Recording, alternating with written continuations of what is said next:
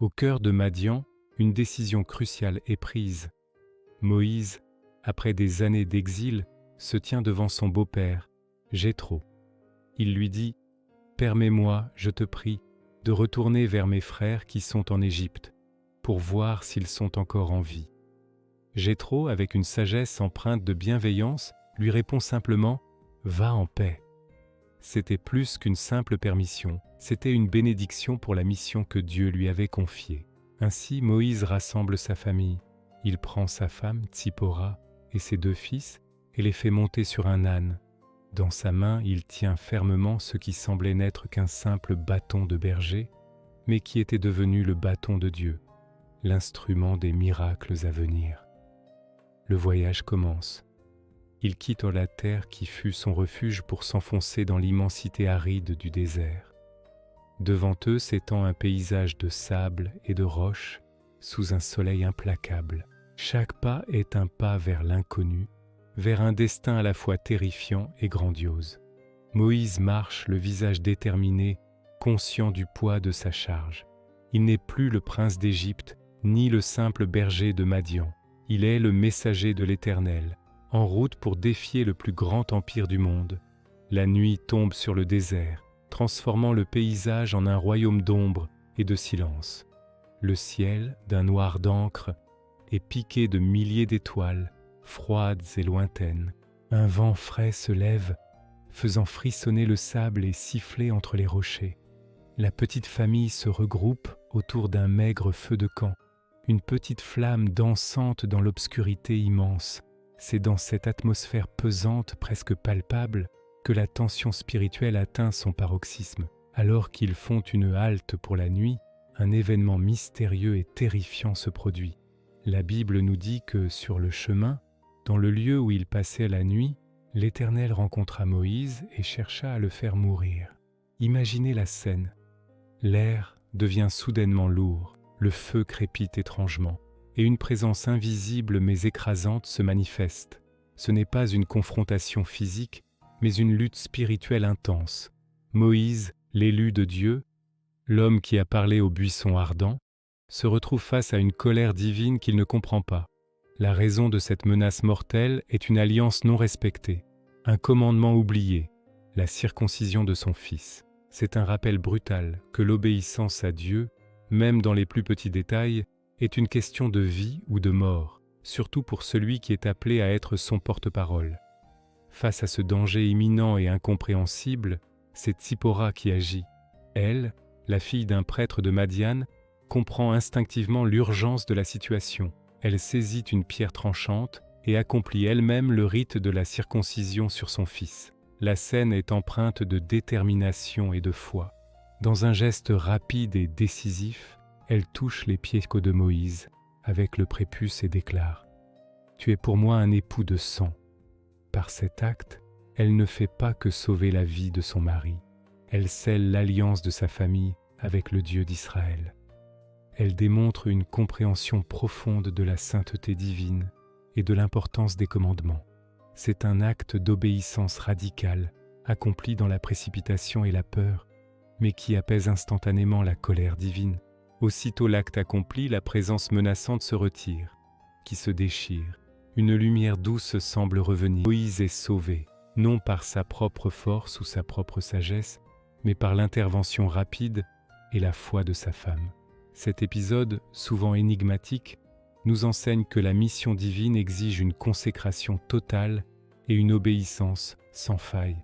Dieu avait choisi Moïse, mais il exigeait que son serviteur et sa maison soient entièrement mis à part pour lui, conformément à son alliance. Remis de cette épreuve terrifiante, Moïse poursuit sa route, le cœur renouvelé et l'esprit plus alerte que jamais aux exigences de sa mission.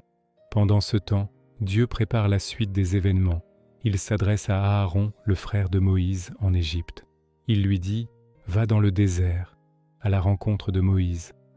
Aaron obéit sans hésiter. Il part, et le voyage le mène jusqu'à la montagne de Dieu, Horeb, le lieu même où Moïse avait reçu son appel. C'est là, dans ce décor majestueux et sacré, que les 2 frères se retrouvent après des décennies de séparation.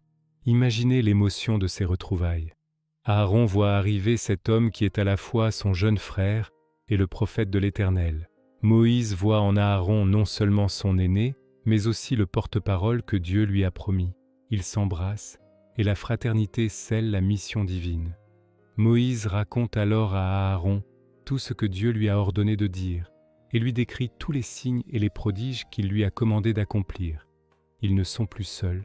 Ensemble, ils forment une équipe, une force unie par le sang et par la foi, prête à affronter Pharaon et à libérer leur peuple. Cette rencontre est un tournant décisif. La parole et l'action sont désormais réunies en ces deux hommes, prêts à porter l'espérance à un peuple écrasé par l'esclavage. Leur mission commence véritablement lorsqu'ils arrivent enfin en terre d'Égypte, au pays de Goshen, là où les enfants d'Israël vivent dans la servitude. Moïse et Aaron ne vont pas directement voir Pharaon. Ils rassemblent tous les anciens d'Israël, les chefs de famille, les leaders respectés de la communauté. C'est un moment crucial. Après 400 ans de silence apparent de Dieu, comment le peuple allait-il réagir? Aaron prend la parole. Avec l'éloquence que Dieu lui a donnée, il répète fidèlement toutes les paroles que l'Éternel a dites à Moïse.